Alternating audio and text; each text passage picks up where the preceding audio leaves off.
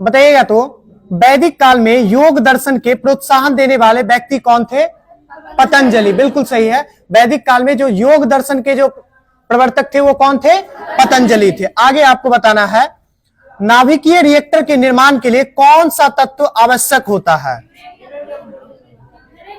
देखिए, रिएक्टर के निर्माण के लिए जो तत्व आवश्यक है ना, वो क्या है? तो जर्कोनियम। क्या चीज है? जर्कोनियम। ये रिएक्टर के निर्माण के लिए आवश्यक है, ठीक है ना, मशीनरी के निर्माण के लिए आवश्यक है। और उसमें जो यूरेनियम जो कह रहे हैं वो तो उसके ईंधन के रूप में उसका प्रयोग किया जाता है, फ्यूल के रूप में। आगे आपको बताना है, सिंधु घाटी सभ्यता जो है ये किसके लिए अपनी विशिष्टता रखती है? सिंधु घाटी सभ्यता नगरीय सभ्यता थी, ठीक है ना, नगरीय सभ्यता के लिए अपनी विशेषता रखती है। आगे आपको बताना है, झूम खेती क्या है? झूम खेती से क्या तात्पर्य है? क्या होता है? हाँ, बिल्कुल सही है। फसल की कटाई के बाद जो बचे हुए अपशिष्ट रहते हैं उनको जला करके और कुछ दिनों के लिए उस खेत को छोड़ दिया जाता है, फिर दूसरे जगह की जाती है, ठीक है ना। ये भारत के पूर्वोत्तर क्षेत्र में जो है, खासकर असम वाले क्षेत्र में बहुत प्रचलित है। कौन सी खेती? झूम खेती। आगे आपको बताना है, संघीय सरकार में कर राजस्व का सबसे बड़ा स्रोत क्या है? संघीय सरकार में यानी कि भारत सरकार जो सबसे ज्यादा जो कर वसूलती है वो कहां से वसूलती है? तो इनकम टैक्स लगा करके। कहां से वसूलती है? इनकम टैक्स लगा करके, ठीक है ना। आगे आपको बताना है, धोने के सोडे का रासायनिक नाम क्या है?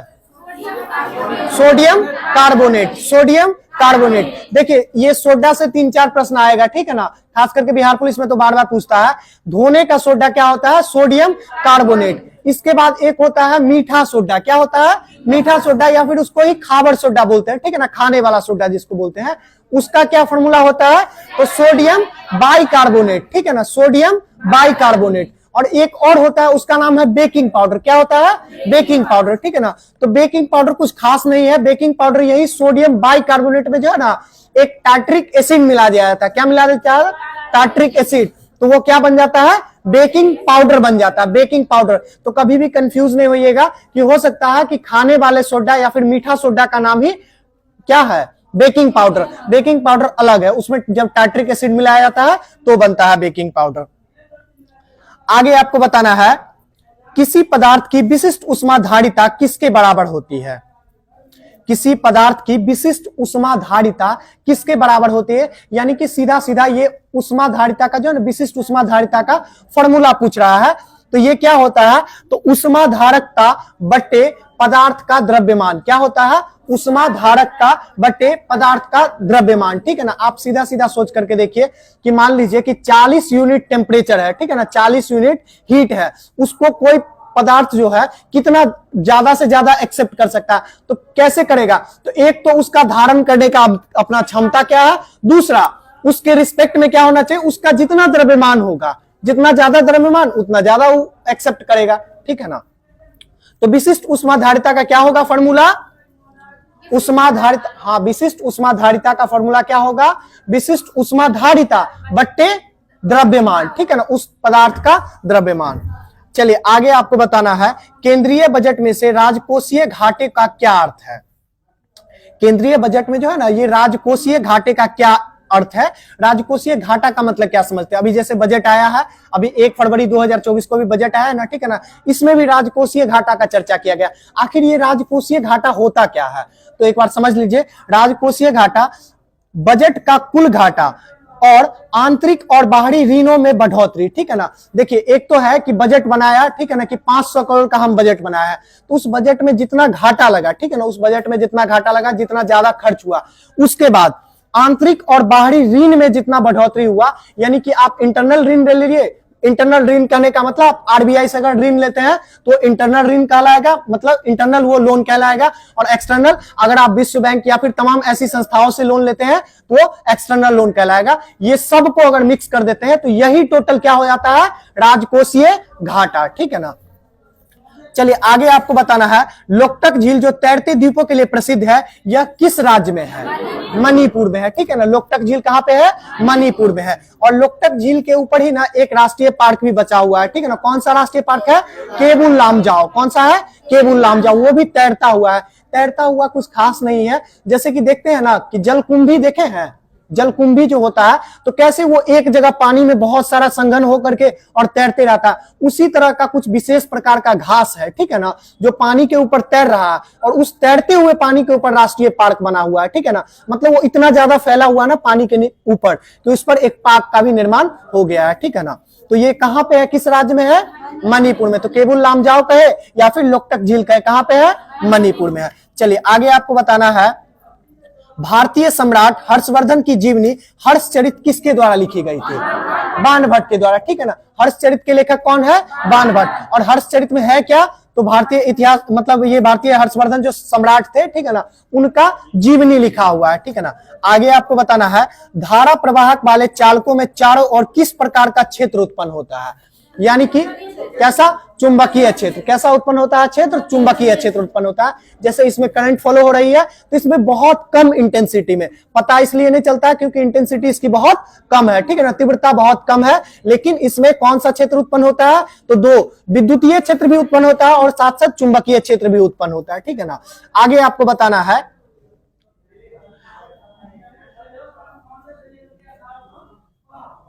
बताइएगा तो सूचना का अधिकार भारत में किस एक को छोड़कर सभी राज्यों और केंद्र शासित प्रदेशों में लागू है। तो ये जिस समय लगा था उस समय जो है कहां पे ये वैलिड नहीं था, जम्मू कश्मीर में लागू नहीं था, लेकिन अब कुछ शर्तों के साथ जम्मू कश्मीर में भी आरटीआई, राइट टू इंफॉर्मेशन जो है वो लागू हो गई, लेकिन कुछ शर्तों के साथ लागू हुई है। आगे आपको बताना क्या हुआ,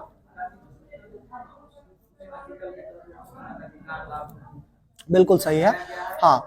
चलिए आगे आपको बताना है, बस्तर जनजाति भारत में मुख्य रूप से किस राज्य में पाई जाती है। तो बताए थे, बिल्कुल सही है, छत्तीसगढ़, ठीक है ना। देखिए ये जनजाति वाला जो है ना, इसको दो तीन चीजों से रिलेट कर लीजिएगा। एक तो जगह से, ठीक है ना, दूसरा अगर वहां का कोई जंगल है प्रसिद्ध उससे, अगर कोई मरुस्थल है प्रसिद्ध उससे, या फिर अगर पहाड़ी है, ठीक है ना, तो उससे। जो पहाड़ी जहां पाया जाएगा वहां, जैसे बताइएगा गारो जनजाति कहां पाई जाती है, मेघालय में। कैसे बता पाए, ठीक है ना, कि गारो, खासी, जयंतिया तीनों पहाड़ी कहां पे है, मेघालय में है, ठीक है ना। तो मान लेते हैं कि तीनों पहाड़ी पर रहने वाले जितने भी जनजाति है वो उनका नाम वही हो जाएगा, ठीक है ना। हालांकि मेघालय से लेकर के असम तक इसका विस्तार है गारो जनजाति का। आगे आपको बताना मेन रूप से लेकिन मेघालय में ही पाया जाएगा। आगे आपको बताना है, सिंधु घाटी के लोग बर्तन बनाने के लिए किसका प्रयोग करते थे, हाँ, मिट्टी का, क्ले का, यानी चिकनी मिट्टी का प्रयोग करते थे, ठीक है ना। बर्तन बनाने के लिए किसका प्रयोग करते थे, मिट्टी का। वो तांबा या फिर लोहा या फिर स्टील वगैरह का प्रयोग नहीं करते थे बर्तन निर्माण के लिए।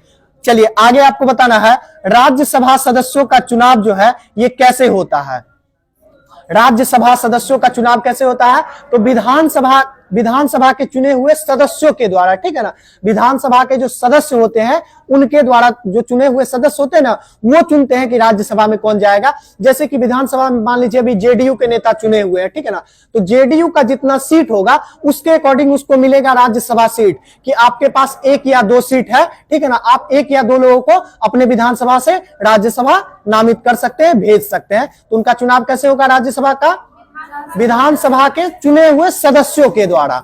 चलिए आगे आपको बताना है, अंतरराष्ट्रीय रूप से मान्य पश्चिमी घाट पर्वत श्रृंखला किन राज्यों से होकर के, किन राज्यों में है, ठीक है ना। तो यानी कि सीधा सीधा पूछ रहा है कि पश्चिमी घाट जो बोलते हैं ना, वो वेस्टर्न वैली जो है उसका विस्तार किन किन राज्यों में है, तो केरल, तमिलनाडु, कर्नाटक, गोवा, महाराष्ट्र और गुजरात, ठीक है ना। यानी कि ऊपर जो है ना गुजरात से चालू कीजिए और नीचे कहां तक आ जाइए, तमिलनाडु तक आ जाइए, ठीक है ना। तो इस साइड वाला जितना भी राज्य है ना, इसी को पश्चिमी घाट नाम दिया गया है, ठीक है ना। कौन कौन सा है, केरल, तमिलनाडु, कर्नाटक, गोवा और महाराष्ट्र, गुजरात, ठीक है ना। चलिए आगे आपको बताना है, एड्स जो है ये किसके कारण होता है, एड्स सिंपल ये पूछ रहा है, ठीक है ना। एड्स किसके कारण होता है, तो एचआईवी वायरस के कारण होता है, ठीक है ना। एचआईवी का फुल फॉर्म क्या होता है, ह्यूमन, ठीक है ना, ह्यूमन इम्यूनो वायरस, ठीक है ना, ह्यूमन इम्यूनो वायरस। और वही एड्स की बात करें तो एड्स का फुल फॉर्म क्या हो जाता है, बिल्कुल सही है, एक्वायर्ड इम्यूनो डिफिशियंसी सिंड्रोम, ठीक है ना। इम्यूनो का डिफिशियंसी हो जाता है, प्रतिरोध क्षमता जो है ना उसका डिफिशियंसी यानी कि कमी हो जाती है। और ये एड्स वायरस जो है ना एक प्रकार का रेट्रो वायरस है। कैसा वायरस है, रेट्रो वायरस है। रेट्रो वायरस वैसे वायरस को कहते हैं जिसमें डीएनए ना पा करके आरएनए पाया जाए, ठीक है ना। रेट्रो वायरस कैसे वायरस को बोलते हैं, जिसमें डीएनए ना पा करके आरएनए पाया जाए। अच्छा बताइएगा, वायरस में डीएनए होता है या आरएनए होता है, आरएनए ही होता है ना, डीएनए नहीं होता है ना। डीएनए होता है, तो डीएनए आरएनए दोनों साथ साथ होता है क्या? अच्छा, डीएनए होता है लेकिन सिर्फ इसमें आरएनए होता है। देखिए, या तो डीएनए होगा या तो आरएनए होगा, ठीक है ना। न्यूक्लिक एसिड जो होता है ना, आरएनए डीएनए क्या है?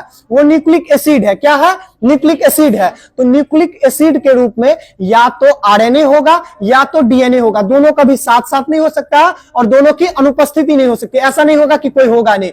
वायरस जो है ना, वो मेनली यही न्यूक्लिक एसिड और एक कैप्सिड नाम का प्रोटीन होता है, इसी का तो बना ही होता है। वायरस में कुछ होता ही नहीं है, ठीक है ना। क्या होता है? एक तो आरएनए या डीएनए होता है और एक प्रोटीन का लेयर बना रहता है, जिसको क्या बोलते हैं? कैप्सिड। क्या बोलते हैं? कैप्सिड, ठीक है ना। यही दो चीज होता है। तो हम लोग जो सैनिटाइजर का प्रयोग करते हैं ना, उसमें क्या होता है कि उसका प्रोटीन का जो लेयर होता है कैप्सिड, वो टूट जाता है, ठीक है ना। और टूट जाने के कारण जो है उसका आरएनए और डीएनए बिछड़ जाता है, वो नष्ट हो जाता है, किसी काम का नहीं बचता है। चलिए आगे आपको बताना है, महात्मा गांधी द्वारा किया गया दांडी मार्च जो है, यह किसके विरुद्ध था? दांडी मार्च किसके लिए किया गया था? सविनय अवज्ञा आंदोलन का, ठीक है ना। सविनय अवज्ञा आंदोलन का तो ये एक पार्ट था, ठीक है ना। सविनय अवज्ञा आंदोलन का यह एक पार्ट था, ये तो सही बात है। लेकिन ये चलाया क्यों गया था? दांडी मार्च किया क्यों गया था? बिल्कुल सही है, नमक कानून के खिलाफ, ठीक है ना। ब्रिटिश गवर्नमेंट के नमक के ऊपर जो एकाधिकार कानून था, उसको तोड़ने के लिए कि ये हमारे देश का पानी से बनने वाला नमक है या हमारे समंदर में उपजने वाला नमक है, इस पर आपका एकाधिकार नहीं चलेगा, इसको लेकर के दांडी मार्च किए थे, ठीक है ना। चलिए आगे आपको बताना है, गारो खासी पहाड़ी कहां पे है? मेघालय में है। आगे आपको बताना है, रोहिंग्या अपने देश को छोड़ने पर क्यों मजबूर हुए थे? रोहिंग्या जो है, एक अभी सुने होंगे कुछ दिन पहले ये टर्म चला था, ठीक है ना। रोहिंग्या मुसलमानों का क्राइसिस चला था, ठीक है ना। तो ये क्राइसिस जो हुआ था, ये अपने देश को छोड़ने पे मजबूर क्यों हुए थे? तो वहां पे जातीय और धार्मिक हिंसा के कारण। किस चीज के लिए? जातीय और धार्मिक हिंसा हो गई थी, जिस कारण से वहां से उनको छोड़ करके निकलना पड़ा, ठीक है ना। और मेनली ये किस देश से आए थे? कहां से? बांग्लादेश से आए थे, ठीक है ना। बांग्लादेश से कि म्यांमार से आए थे? म्यांमार से आए थे ना रोहिंग्या मुसलमान, बांग्लादेश से। ठीक, हम कंफर्म नहीं है, ठीक है ना, देख लीजिएगा। चलिए आगे आपको बताना है, नाथुला दर्रा किसको किसको जोड़ता है? नाथुला दर्रा किसको किसको जोड़ता है? तो सिक्किम में तो है ही नाथुला दर्रा, और सिक्किम को ना तिब्बत से जोड़ता है। किसको जोड़ता है? सिक्किम को तिब्बत से। यानी कि अगर देश की बात करें तो भारत और चीन को जोड़ता है। किसको जोड़ता है? भारत और चीन को जोड़ता है। तिब्बत जो है ना, वो चीन का ही एक अंग है, ठीक है ना। हालांकि वो कहता है कि हम आजाद है, लेकिन वो चीन का ही अंग है, ठीक है ना। तो भारत और चीन को जोड़ता है कौन सा दर्रा? नाथुला दर्रा। और बात करें प्रॉपर जगह का तो हाँ, सिक्किम में है ये। आगे आपको बताना है, कौन सा एक भारत का जैव विविधता वाला हॉट स्पॉट क्षेत्र है? तो अभी बताए थे पश्चिमी घाट, ठीक है ना। पश्चिमी क्षेत्र जो है ये हॉट स्पॉट क्षेत्र है, किसका? भारत का, ठीक है ना। हॉट स्पॉट शब्द का प्रयोग कौन किए थे? बिल्कुल सही है, नॉर्मन मायर्स के द्वारा किया गया था, ठीक है ना। किसके द्वारा किया गया था? नॉर्मन मायर्स के द्वारा किया गया था हॉट स्पॉट शब्द का प्रयोग। आगे आपको बताना है, प्रकाश की किरणें या प्रतिबिंब किसी अधिक घनत्व वाले माध्यम में मुड़ना क्या कहलाता है? यानी कि प्रकाश का जो किरण है ना, ठीक है ना, ये एक माध्यम से दूसरे माध्यम में जब जाएगी तो ये टिल्ट हो जाएगी। क्या हो जाएगा? कुछ मुड़ जाएगा, ठीक है ना। या तो अभिलंब की तरफ मुड़ेगा या अभिलंब से दूर मुड़ेगा। तो इस प्रकाश की किस प्रकाशीय घटना के कारण? अपवर्तन के कारण, प्रकाश के अपवर्तन के कारण, ठीक है ना। बिल्कुल सही है। आगे आपको बताना है, किस देश के साथ भारत का काल्पनीय और सुस्ता क्षेत्र विवाद है? सॉरी, मिस्टेक कर दिए पढ़ने में, ठीक है ना। ये सुस्ता और काला पानी क्षेत्र विवाद भारत को किस देश के साथ है? नेपाल के साथ, ठीक है ना। काला पानी विवाद जो है भारत को, वो नेपाल के साथ है, ठीक है ना। काली नदी है, उसी को लेकर के विवाद चलते रहता है। चलिए आगे आपको बताना है, पलायन वेग क्या होता है? पलायन वेग क्या होता है? ठीक है, तो ये सिर्फ पृथ्वी के संदर्भ में नहीं है। पलायन वेग जो एस्केप वेलोसिटी जो होती है ना, वो किसी भी पिंड से अगर उस पिंड पे दोबारा वो वापस ना आए, किसी पिंड से अगर उसको फेंका जाए और उस पिंड पे दोबारा लौट के ना आए, तो जिस वेग से फेंका गया उस वेग को क्या नाम दिया जाता है? पलायन वेग, ठीक है ना, एस्केप वेलोसिटी। अभी बताइएगा, अपने पृथ्वी का एस्केप वेलोसिटी कितना है? 11.2 किलोमीटर पर सेकेंड, बिल्कुल सही है। यूनिट को याद रखिएगा, 11.2 किलोमीटर पर सेकेंड के वेग से अगर फेंका जाए तो वो पृथ्वी का प्लायन वेग होगा और फिर वो चीज पृथ्वी पर कभी वापस नहीं आएगी, ठीक है ना। चलिए आगे आपको बताना है, जीवों के द्वैनाम पद्धति का जो है प्रतिपादन ये किसके द्वारा किया गया था? कैरोलस लिनियस के द्वारा। जीवों का जो द्वैनाम पद्धति दिया गया था वो किसके द्वारा? कैरोलस लिनियस के द्वारा दिया गया था, ठीक है ना। आगे आपको बताना है, मानव की नेत्र पर बना प्रतिबिंब कैसा होता है? वास्तविक और उल्टा और छोटा होता है, ठीक है ना। वास्तविक उल्टा और वस्तु से प्राय छोटा होता है, ठीक है ना। चलिए आगे आपको बताना है, क्वासी-ऑर्गर किसकी कमी से होती है? क्वासी-ऑर्गर बीमारी किसकी कमी से? तो बिल्कुल सही है, प्रोटीन ने, विटामिन ने, प्रोटीन्स की कमी के कारण, ठीक है ना। दो बीमारी है प्रोटीन के कमी से, दो बीमारी होती है, एक तो क्वासी-ऑर्गर और दूसरा मोरेस्मस, ठीक है ना। एक तो क्वासी-ऑर्गर और दूसरा मोरेस्मस, ये दोनों किसकी कमी से होता है? तो प्रोटीन्स के कमी से होता है। खाद्य पदार्थ में अगर आपका प्रोटीन का मात्रा कम है तो आपको क्वासी-ऑर्गर या मोरेस्मस नाम की बीमारी हो सकती है। और इसी से मिलता जुलता एक और बीमारी है, ठीक है ना, जिसका नाम है रिकेट्स, ठीक है ना। बार बार पूछा जाता है तो लोग कंफ्यूज हो जाते हैं। रिकेट्स किसकी कमी से होती है? तो ये कैल्शियम की कमी से होती है, कैल्शियम की कमी से। रिकेट्स किसके कारण होती है? कैल्शियम और साथ साथ विटामिन D3 की कमी से होती है। कैल्शियम और विटामिन D3 की कमी से कौन सा बीमारी होगा? रिकेट्स, ऑस्टियोपोरोसिस और ऑस्ट्रोमलेशिया, ठीक है ना। ये तीनों जो है कैल्शियम, तीनों बीमारी है, ऑस्टियोपोरोसिस, ऑस्ट्रोमलेशिया और रिकेट्स, ये तीनों हड्डियों में होने वाली बीमारी है जो कैल्शियम और विटामिन D3 की कमी से होती है, जबकि क्वासी-ऑर्गर और मोरेस्मस प्रोटीन्स की कमी से होती है। आगे आपको बताना है, H1B वीजा का मामला किस देश से जुड़ा हुआ है? अमेरिका से, बिल्कुल सही है। किस देश से जुड़ा हुआ है? अमेरिका से, ठीक है ना। अमेरिका में जितने भी प्रवासी जो है ना, वो मजदूर कह लीजिए या फिर वहां पे जितने भी कामगार हैं, प्रवासी कामगार हैं, उनको जो दिया जाने वाला वीजा है वो कौन सा वीजा है? H1B। कौन सा वीजा है? H1B वीजा दिया जाता है किनको? जो प्रवासी कामगार है, दूसरे देश से जाकर के वहां काम करते हैं, उनको ये वीजा मिलता है। चलिए आगे आपको बताना है, नंद वंश के पश्चात भारत पर किस राजवंश का शासन रहा था? मौर्य वंश का, ठीक है ना। नंद वंश के बाद मौर्य वंश का शासन रहा था। चलिए आगे आपको बताना है, किस रंग द्रव्य की उपस्थिति के कारण पौधे का रंग हरा होता है? क्लोरोफिल के कारण, ठीक है ना, क्लोरोफिल के कारण। चलिए आगे आपको बताना है, किस रंग द्रव्य की उपस्थिति के कारण पौधे का रंग या फिर उसके पौधे का जो दूध निकलता है उसका रंग श्वेत होता है, उजला होता है? किसके कारण? जैसे अभी क्लोरोप्लास्ट बोले ना, क्या बोले? क्लोरोप्लास्ट या फिर क्लोरोफिल, ठीक है ना। इसके कारण पौधे का रंग क्या होता है? हरा होता है, ठीक है ना। ऐसे ही अगर उजला होगा तो उजला किसके कारण होगा? तो ल्यूकोप्लास्ट के कारण। किसके कारण होगा? ल्यूकोप्लास्ट के कारण, ठीक है ना। और पौधे का रंग रंगीन या फिर फूलों का रंग रंगीन किस प्लास्टिड के कारण होगा? किस रंग द्रव्य के कारण? किसके कारण? नहीं, ल्यूकोप्लास्ट के कारण तो उजला बताए, ठीक है ना। उजला फूल होगा या फिर किसी भी पौधे का पत्ता वगैरह जब तोड़ते हैं तो उजला जो दूध निकलता है उसमें कौन सा वर्णक होता है? ल्यूकोप्लास्ट, ठीक है ना। और रंगीन किसमें होता है? रंगीन वर्णक का क्या नाम है?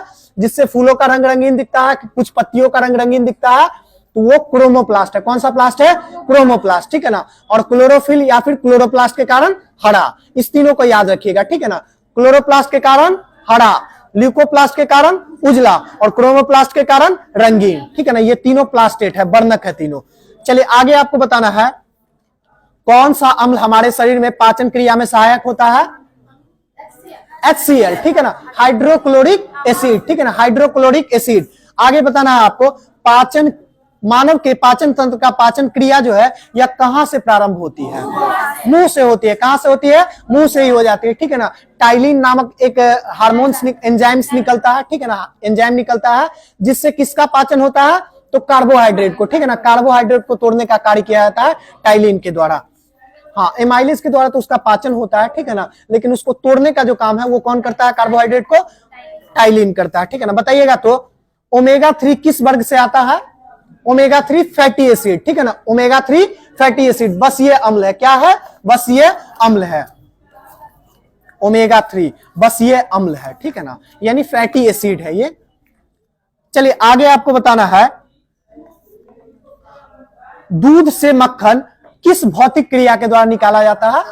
अपकेंद्री बल के कारण। किस बल के कारण? अपकेंद्री बल के कारण निकाला जाता है दूध से मक्खन, ठीक है ना। आगे आपको बताना है डोकलाम विवाद जो है यह किस देश के साथ है? डोकलाम विवाद भारत और चीन। डोकलाम विवाद किस देश के साथ है? भारत और चीन के साथ है, ठीक है ना। आगे आपको बताना है महान सम्राट कनिष्क किससे संबंधित थे? किस वंश से संबंधित थे? कुषाण। कनिष्क, कुषाण, कनिष्क, कुषाण। आगे आपको बताना राष्ट्रीय गीत किस उपन्यास से लिया गया था? आनंद मठ से, ठीक है ना। राष्ट्रीय गीत जो है किस कहां से लिया गया था? आनंद मठ से। राष्ट्रीय गीत है क्या? जनगण मन, वंदे मातरम, ठीक है ना। वंदे मातरम जो है, वंदे मातरम वो क्या है? राष्ट्रीय गीत है। आनंद मठ के लेखक कौन है? बंकिम चंद्र चटर्जी के द्वारा लिखा गया, ठीक है ना। आनंद मठ के लेखक कौन है? तो बंकिम चंद्र चटर्जी के द्वारा लिखा गया और यहीं से हम लोग लिए थे। राष्ट्रीय गीत क्या है? वंदे मातरम। राष्ट्रीय गान क्या है? जनगण मन। झंडा गीत क्या है? हिंद देश का प्यारा झंडा, ठीक है ना। तो जनगण मन को कौन लिखे थे? रविन्द्रनाथ टैगोर, ठीक है ना। और बंकिम चंद्र चटर्जी अभी हो गए किसका? राष्ट्रीय गीत का, ठीक है ना। और इसके बाद बताना झंडा गीत कौन लिखे थे? श्याम प्रसाद गुप्त पार्षद के द्वारा लिखा गया था, ठीक है ना। श्याम प्रसाद गुप्त पार्षद जी के द्वारा लिखा गया था झंडा गीत। आगे आपको बताना है सुब्रतो कप आपको अगर मिला है तो आप कौन सा खेल जीत के आए हैं? फुटबॉल, ठीक है ना। सुब्रतो कप किस खेल में दिया जाता है? फुटबॉल में दिया जाता है, ठीक है ना। आगे आपको बताना है ओपेक का मुख्यालय कहां पे है? वियना में है, ठीक है ना। ऑस्ट्रिया की राजधानी वियना में। ऑस्ट्रेलिया नहीं, ऑस्ट्रिया की राजधानी, ठीक है ना। आगे आपको बताना है राष्ट्रीय बालिका शिशु दिवस किस तिथि को मनाई जाती है? जनवरी माह में। राष्ट्रीय बालिका शिशु दिवस 24 जनवरी को। राष्ट्रीय बालिका शिशु दिवस 24 जनवरी को। 25 जनवरी को मतदाता दिवस और पर्यटन दिवस, ठीक है ना। मतदाता दिवस और पर्यटन दिवस दोनों मनाया जाता है। और 26 जनवरी को हम लोग का तो गणतंत्र दिवस मनाया जाता है, ठीक है ना। 25 जनवरी को, हाँ, ठीक है। आगे आपको बताना है मधुबनी शैली जो एक लोक चित्रण है यह किस राज्य में प्रसिद्ध है? बिहार से। मधुबनी शैली का कहां पे चलन है? तो बिहार से है, ठीक है ना। आगे आपको बताना है आजादी के बाद भाषा के आधार पर भारत का राज्य पुनर्गठन कब हुआ था? 1956 में। 1956 में, ठीक है ना। 53 में तो आयोग ही बना है, 1956 में हुआ है, ठीक है ना। चलिए आगे आपको बताना है एंगस्ट्रम किसकी इकाई है? एंगस्ट्रम तरंग दैर्घ्य की, ठीक है ना। वेवलेंथ की, ठीक है ना। वेवलेंथ जिसको बोलते हैं तरंग दैर्घ्य, इसकी इकाई क्या है? एंगस्ट्रम है। आगे बताना है आवृत्ति को आप किस में मापते हैं? हर्ट्ज में मापते हैं। आवृत्ति को किस में मापते हैं? हर्ट्ज में मापते हैं। आगे बताना है शरीर का तापक्रम किस ग्रंथि के द्वारा नियंत्रित किया जाता है? शरीर का तापक्रम हाइपोथैलेमस। किसके द्वारा? हाइपोथैलेमस, ठीक है ना। ठंडा गर्म का पहचान कौन करवाता है? थैलेमस। ठंडा गर्म का पहचान कौन? थैलेमस, ठीक है ना। चलिए आगे आपको बताना है आइंस्टीन को नोबेल प्राइज किस क्रिया के लिए मिला था? किस काम के लिए मिला था? सापेक्षता के सिद्धांत के लिए नहीं। इसमें बार बार लोग गलत करते हैं। सापेक्षता का सिद्धांत जो E बराबर mc स्क्वायर है उसके लिए उनको जो है ना नोबेल नहीं मिला था। उनको नोबेल जो मिला था वो प्रकाश विद्युत प्रभाव की खोज के लिए मिला था। किसके लिए मिला था? प्रकाश विद्युत प्रभाव की खोज के लिए मिला था, ठीक है ना। नोबेल प्राइज मिला कब था? 1921 में मिला था, बिल्कुल सही, 1921 में मिला था, ठीक है ना। चलिए आगे आपको बताना है कोशिका का शक्ति स्रोत क्या है? कोशिका का शक्ति स्रोत नहीं, एटीपी तो करेंसी है। कोशिका का शक्ति स्रोत क्या है? माइटोकॉन्ड्रिया। क्या है? माइटोकॉन्ड्रिया, बहुत सही। चलिए आगे आपको बताना है कोशिका का आत्मघाती थैली क्या कहलाता है? क्या कहलाता है? लाइसोसोम कहलाता है, ठीक है ना। कोशिका का ट्रैफिक पुलिस क्या कहलाता है? गोल्जी काय, ठीक है ना। गोल्जी काय। कोशिका का जो ट्रैफिक पुलिस कहलाता है वो क्या कहलाता है? गोल्जी काय कहलाता है, ठीक है ना। बताइएगा तो मानव शरीर के हृदय जो है यह किस झिल्ली के द्वारा या फिर किस कोशिका के द्वारा घिरी हुई होती है? कार्डिक की तो बनी हुई होती है, ठीक है ना। पेरिकार्डियन की किस झिल्ली से घिरी होती है? पेरिकार्डियन झिल्ली से घिरी होती है, ठीक है ना। आंख हम लोग का किस झिल्ली से घिरा होता है? आंख जो है किस झिल्ली से घिरा होता है या फिर बाहरी परत कौन सा होता है? नहीं, कंजक्टिवा। क्या होता है? कंजक्टिवा, ठीक है ना। मस्तिष्क का जो बाहरी झिल्ली है ये क्या है? मस्तिष्क का जो बाहरी झिल्ली है वो क्या है? मस्तिष्क जो झिल्ली वो तो क्रेनियम में पैक रहता है, ठीक है ना। मस्तिष्क का जो बाहरी झिल्ली है वो कौन सा है? मस्तिष्क जो बना होता है, मस्तिष्क का जो गुदा बना होता है, उसका जो बाहरी झिल्ली है वो कौन सा है? Dura metal. किसका बना होता है? ड्यूरा मेटल का, ठीक है ना। इसके बाद बताइएगा आगे आपको ड्यूरा मेटल का, ठीक है ना। आगे बताना है आपको फेफड़ा जो है, फेफड़ा, लंग्स जो बोलते हैं, लंग्स का बाहरी झिल्ली क्या है? लंग्स का बाहरी झिल्ली क्या है? प्ल्यूरा। क्या है? प्ल्यूरा। लंग्स का, फेफड़ा का बाहरी झिल्ली क्या है? प्ल्यूरा है, ठीक है ना। किडनी का बाहरी झिल्ली क्या है? कॉर्टेक्स। किडनी का बाहरी झिल्ली क्या है? कॉर्टेक्स। किडनी बनी होती है ना कॉर्टेक्स और मेंडुला। आंतरिक संरचना को क्या बोलते हैं? मेंडुला। और बाहरी संरचना को कॉर्टेक्स बोलते हैं, ठीक है ना। और कुछ छूट रहा है? ठीक है, यही तक रहने देते हैं, फिर कल देखते हैं।